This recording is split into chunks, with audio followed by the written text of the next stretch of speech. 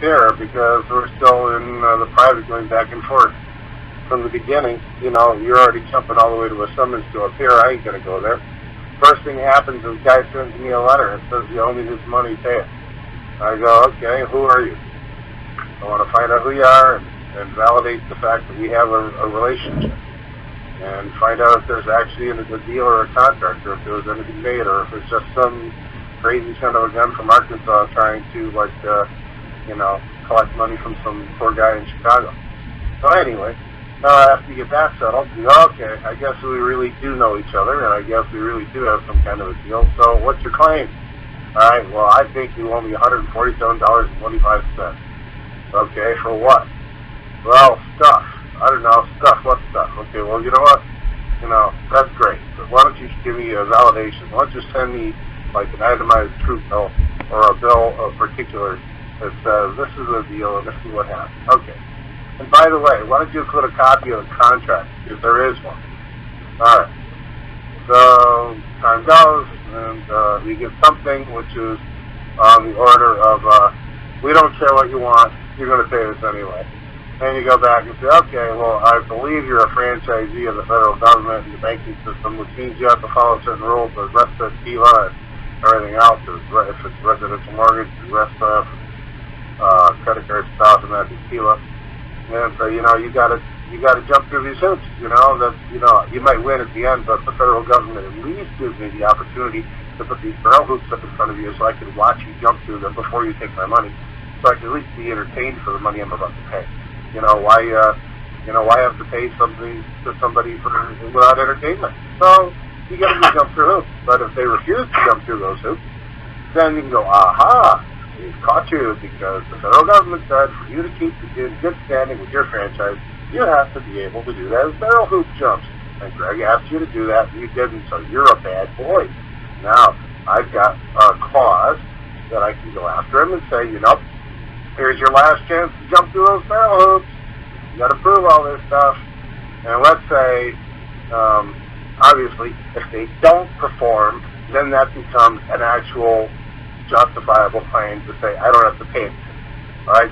But let's say, just for the hell of it, that he does perform. He's the 1 in 1 million creditor who goes, I totally understand the rules, and I'm not going to be a poop head, so here's all the stuff I got. And you go, holy shit, this guy actually gave it to me. Wow, that's kind of cool. Let's take a look at it. And then you go, okay, this. Okay, do you have first-hand knowledge that I actually did these charges? Do you actually know that I did all these? Do you have anybody that witnessed that I would do that? Or is this just stuff that showed up on the record and went unrebutted because I didn't know and you didn't know, but now you decided to collect on this and hey, maybe we're dealing with an alien using credit card numbers. Who knows? Or somebody down in Arkansas trying to steal money from us. Who knows? So anyway, you can play all this game and you go back and forth.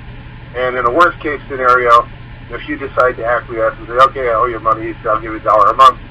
And he'll go, no, that's not acceptable. I'll say, I'll give you $1.50 a month. Oh, it's not acceptable. So, well, that's all I got. And you can say, sue me. Takes you to court, you bring you document all that stuff, you go to court, and you tell the judge, look, I, in good faith, offered this guy. Matter of fact, I sent him a check for this and this, and he either cashed it or sent it back to me, and he refuses to deal with the fact that I've got, a hardship situation here, and I was trying to stand in good standing with him, but he's just being a poop. And the judge will throw the book at the guy for, not being honorable and accepting your best effort. And that's usually what happens. Nobody ever, or rarely ever, throws the book at you if you've actually got a history and recorded piece of data that says a recorded record. I'm being redundant to say a recorded record, but information on the record that indicates that you are actually operating in good faith to the best of your ability. Because you can't get blood out of the turnip.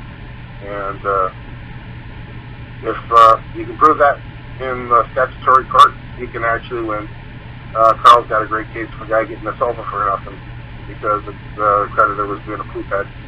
And so that can happen. You can win in your favor. Or if it's in equity, of course, the judge could come up with some kind of a compromise. Say, okay, on alternate months, do this, do that, and the other guy does this and that. And if you're in equity, you just say, okay, thanks a lot, sir. Have a nice day. If you absolutely want to dispute the claim, then you can try to, challenge the contract as to whether or not it's valid. You can challenge the law as to whether or not there's any law that says you have to pay them. You can challenge a bunch of other things. But after that, you start going into more esoteric stuff that some people do. Some people actually challenge whether or not the currency is valid or if everything is already prepaid, using the birth certificate bond, et cetera, et cetera, et cetera. And there's from that point, you can branch into 12 other things that people do. So that's typically the scenario that people run into when they get popped on some kind of a credit card debt. And I'll leave it at that. And that's kind of the overview. So, Karl, what do you think? That was Greg. He kind of slammed it there pretty quickly. What me and Greg were talking about earlier. We were just basically saying step by step how you do it in court. And like I said, Greg went through this just like lightning just now.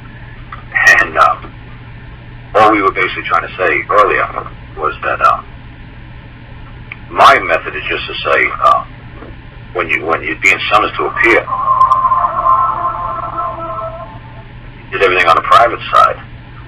All you have to say to the folks is, I just need to see the law before the court. That's all you need to do. But like Greg was trying to say, and I'll try to do it a little Greg was saying, is first you make sure that there's jointer between the parties. First you make sure that you know each other, that somebody's not just moving a claim or a debt in front of you in error. It might be just a mistake, the same spelling of the name, whatever. The next thing you just need to do is then you just say that, just bring forth the obligation of the debt. Just show proof of the obligation of the debt. Say, you know what, honestly, I don't remember you. Honestly, I don't remember having any business dealings with you. Or you could say, honestly, I don't remember that number being that exact amount. How, like I said, everybody knows you can look into your local state courts, the rules of the courts, or you guys code of Idaho, your state codes, sections. Oh, I just remembered, Karl. Here's a real world scenario, my friend Brian. He got a bill from a credit card company that said they wanted $200 and something. And this is a credit card that he canceled in about 1996. And he's not used it since then. It was an early thing that he had, and he hasn't used it. And so some debt collector got a hold of this account and put this stuff together. And because he did have that account at one time and he remembered it, they were counting on him to just go, oh crap, I forgot that, and pay them. And challenged them, told them to go to hell, and they went away. All right. So that's what I'm saying. And let me go back to what I was saying there, Greg. All I'm saying is first you want to make sure that there's no error. Make sure that there's nothing in dispute. Make sure that first you want to make sure you can try to settle on a private side. It's like say, well, I have receipts that I paid you off. Maybe it's a computer glitch or a computer error. Maybe somebody who did data entry for your company failed to put this information in. So let me resend the information. I'll verify that it's true and accurate, and I'll show you canceled checks, whatever it is, to try to help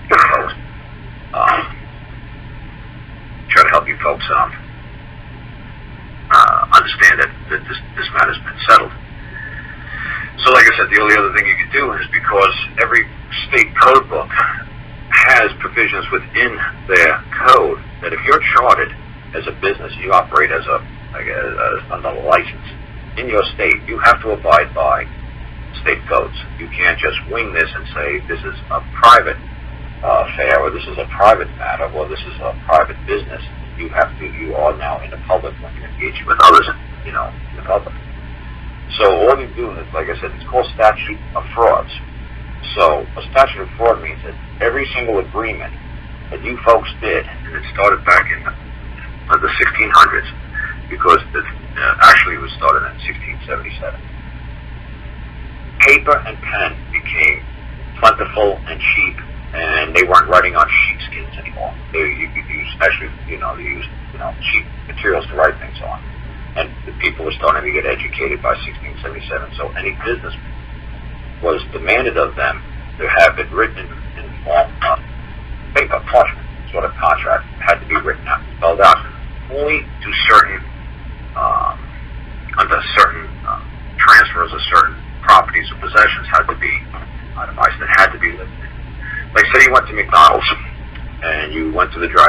and you ordered $499 worth of hemp. By the time you get to the window, if you changed your mind and you didn't want those $499 worth of Happy Meals, you could just say, I changed my mind. Oh, what Happy Meals? I didn't order any Happy Meals. I ordered a Big Mac to go. And the lady at the window can't call the police on you and say that you failed to, pay for the services because it's he said and she said under a certain dollar amount. But over $500, what the lady at McDonald's is supposed to do in almost every state code is go outside, find out who just placed this order, write some sort of a contract saying, you will pay me $500 for these hamburgers. And that way, if you do not pay the $500, you are now bound, and I will take you to court, and I will definitely win. So that's what the statutes of large means. So when there's a certain dollar amount, it's all he said, she said. And if you're a businessman, like McDonald's, and somebody orders $1,500, $501 worth of Happy Meals, and then the guy pulls up, there's a couple of crazy kids, college kids made this ridiculous order, and they pull in to up to the window, and they don't pay. McDonald's has to eat it if they don't have a contract that's worth $500. If they couldn't prove it. So that's where the statute of large is. So if you folks actually want to learn like what the statutes of large actually bind is like a marriage has to be in writing, in your state codes. Any contract that's going to take to perform a service more than 1 year, or a transfer of land needs to be in writing, or say an executive order of an estate, like you're creating a will or a trust, that has to be in writing, so that there's no he said, she said stuff, or like a sale of something over like a certain amount of money. So there's certain conditions that must be in writing to hold in court when you're dealing with a credit card company, a mortgage company, Macy's, McDonald's, a taxi driver, a hotel, anything. Under $500, basically, you get into court and do this arguing, he said, she said nonsense.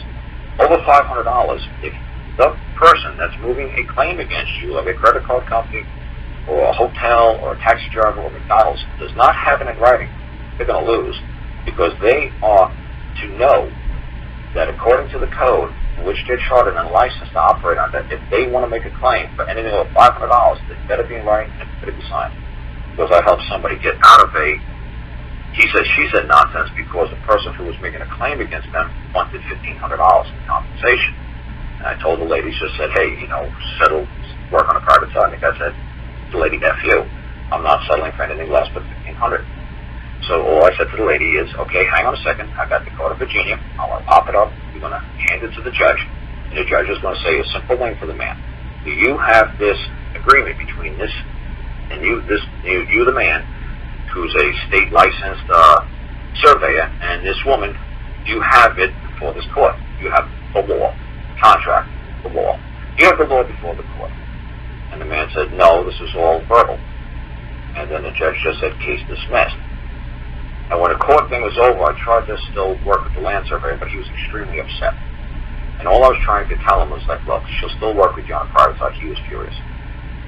And he didn't want to hear anything. Because I tried to tell him, look, if it's over a certain amount of money, you are licensed to be a land surveyor in the Commonwealth.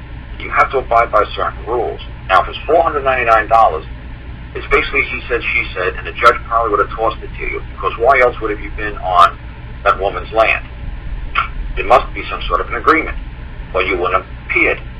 So there is some sort of a contract, an unwritten contract, an unwritten law, because it's self-evident that there's no reason in the world you just go hop on this lady's property and just start surveying willy-willy. So this lady's like, yes, he did survey the land, but we agreed on a less of a price. And she was like, I'm willing to pay you this, but I'm not willing to pay you that. So the judge threw that case out on the poor land surveyor guy. So like I said, that's what I'm trying to explain to you folks, that when certain companies come after you, it's all he said, she said, up to a certain amount. The same thing with the marriage. Just because that woman points a finger across that courtroom and says you're married, according to the state codes, they're going to say, you have it in writing somewhere, ma'am. Because if the man says, I've never seen that woman in my life, that is not my child. I mean, before people were able to do a DNA test to prove those weren't your children, some woman could just walk into a courtroom and say, that man, this is his baby. And I got 59 witnesses behind me to say so that it's true. So it's just got a little dicey for like somebody who's rich or well-to-do who just won a lottery. All of a sudden, somebody's claiming that they're their daddy. So, like I said, that's why certain things, should be and must be put in writing. For everybody's safety. It's not just for being sued, but the person who wants to do the suing. The land surveyor got flat out nothing in for his labor. So he should have put it in writing and had the lady sign it that she's willing to pay $750 or $1,500 or whatever their agreement was.